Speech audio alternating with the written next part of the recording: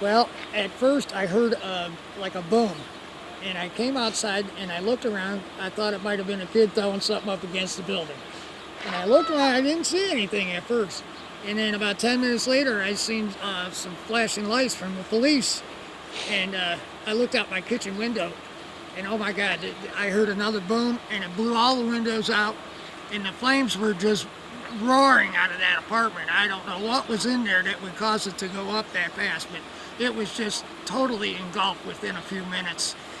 And then the first officer on the scene, I said, oh my God, you got to get these, there's kids in that apartment, you know. I said, they got 4 kids, and he says, they got out of there, and they're down at the other end of the parking lot. And I looked down and everybody was okay, and then my other neighbor came out and she moved her car, but the front end of it was already starting to melt. Yeah, so yeah, I was like, that. And she ended up in the hospital too. A lot of people went with smoke inhalation. You could see the smoke just roaring out of all of the apartments. And sure. And the fire department did a great job of, you know, catching it before it went any farther. But it was fully engulfed within minutes, you know, and everybody got out okay, and that's the important thing. Did the first boom wake you up? Yes, I was laying on the couch. I had just opened my eyes. I started watching TV, and I heard this boom, and that's when I went out and started to look and see what was going on. And then there were several more explosions, and before you know it, just within a matter of seconds, it was just raging out of there. Wow. What did you think when you saw that?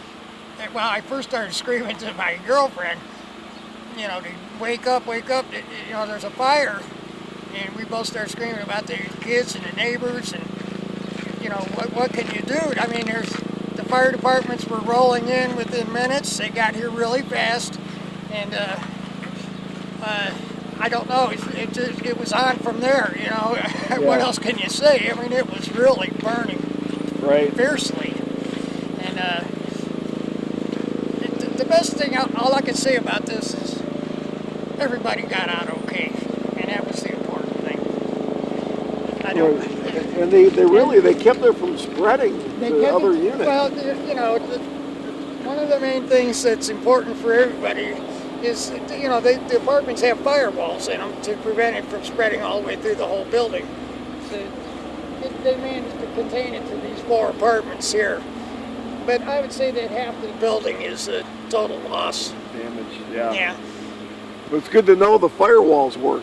Yes, they do. I mean, you know, it was important building code that everybody had to follow, and you know, this is the reason why. Right. What did you think of the firefighters having to deal with the cold? Well, the cold is, you know, it was like 0. I don't know what the temperature was, maybe 5 degrees or something this morning, and you know, it was really something for them to contend with. The fire hoses were frozen to the ground, and you know, these guys, they did a great job, you know, considering how cold it was out. Sure.